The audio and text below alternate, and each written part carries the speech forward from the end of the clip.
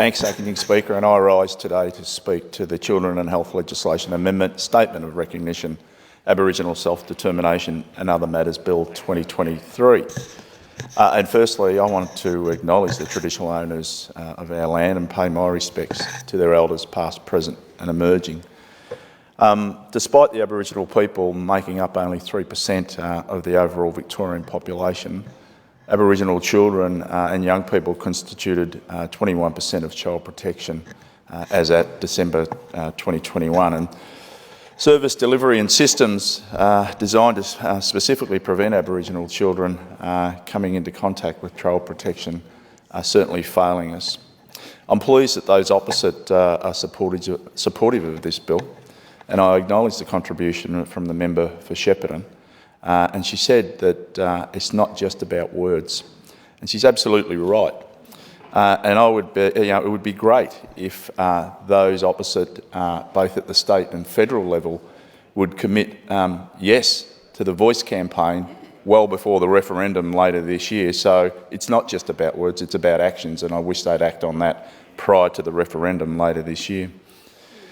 This government has made a vow to overhaul Victoria's child protection system. Too many First Nations children are being taken away from their families at the hands of the state. And obviously, that must be so traumatic for those children and the families when those things occur. And we acknowledge the impact of colonialisation to this day and seek ways to rectify our past wrongs, including through truth-telling and the development of treaty.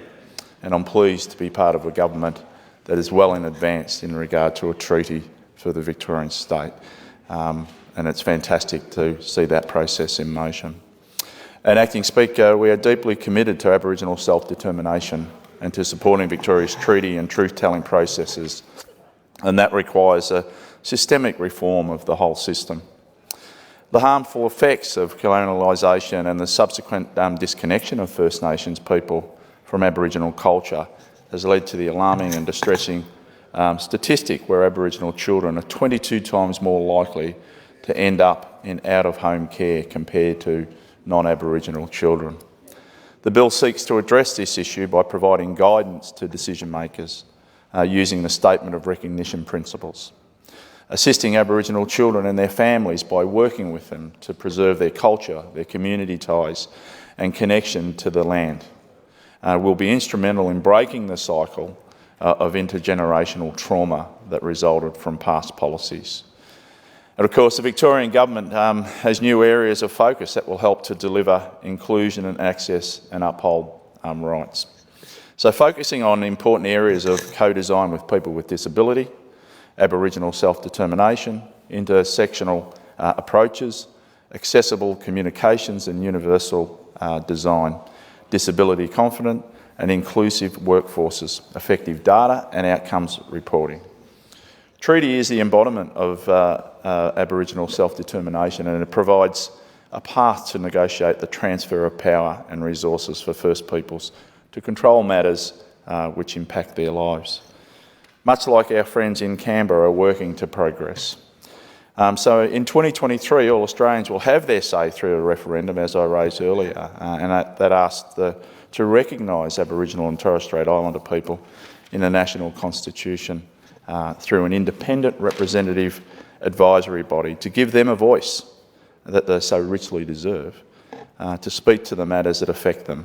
And again, I say and reiterate, it would be fantastic of those opposite, both at state and federal level, if they would come forward and support the Voice with a yes vote and acknowledge and be bipartisan in regard to the outcome of that referendum. A body that will be in a position to provide independent advice to Parliament and Government that will be chosen by the First Nations people based on the wishes of local communities, and that will be representative of Aboriginal and Torres Strait Islander communities. It will empower and it will be inclusive, it will be community-led, it will be respectful, culturally informed and gender balanced, and also it will include their youth. Acting Speaker, that will be accountable and transparent, and it will be able to work alongside existing organisations and traditional structures, and it will not have a program delivery function, and it won't have a veto power. So a lot of the noise and movement around the concerns that people are raising or the answers that need to be questioned is really just dredging up some mud and trying to confuse people in regard to the way that they might vote. So a model for the voice that enables self-determination is therefore critical for promoting strong and safe communities where Aboriginal and Torres Strait Islander peoples are better able to transcend challenges and cycles of powerlessness, and bringing into line the Federal Constitution with the UN Declaration on the Rights of Indigenous People, creating self-determination principles that are robust and can operate independently, not only encourages participation of Indigenous peoples in matters that affect their rights and lives, but ensures that here in Victoria, our pursuit of treaty and truth is front and centre of our agenda. So we've led the way to action the Uluru Statement from the Heart.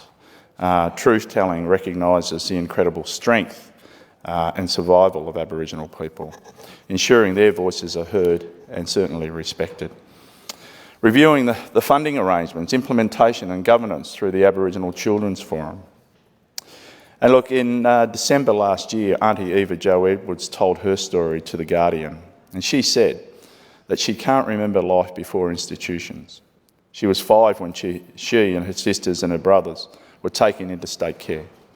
Her earliest memory is a torch being shined in her face, waking her in the middle of the night, and then the next day they were removed from their home. She was separated from her brothers and her sisters, and she knows that it was because of the colour of her skin. For 13 years she was in institutions and in family group homes, and she said that she was never told that she was loved or needed, given any hope for a future. And it's hard not to think, consequently struggled with abandonment issues and addiction for much of her life. Her brother took his own life, sadly. And these are some of the traumas that Indigenous youth go through when being removed from their families. And I would make an assumption that most of us in this house would never ever experienced any such traumas in our families. And I hope it never happens to any other families. Organisations like Victorian Aboriginal Children Care Agency, VACA, will be empowered to investigate child protection cases and connect families with support before a court order is made. Early intervention and culturally grounded support will reduce the number of Aboriginal children entering care. And certainly I agree with the CEO of VACA, Muriel Bamblett, when she points out that the legislation highlights exactly what can be achieved when Aboriginal controlled organisations demanded better outcomes, and that it helps to break the cycle of higher rates of Aboriginal child removals, and it also makes inroads to addressing family violence, and that strengthening the whole family is important and the way forward. So since the Mabo case, our legal system can no longer hide behind terra nullius. We have unfinished business to resolve. And through agreement making, we can do this, and we can capture the aspirations of the country for a fair and honest relationship between government and all communities, and create a future infinitely better for our children based on self-determination and justice. And self-determination builds cultural strength, it reassigns control and agency, and makes practical changes to daily life for First Nations people. It is through these negotiations at the highest levels that First Nations sovereignty becomes the law.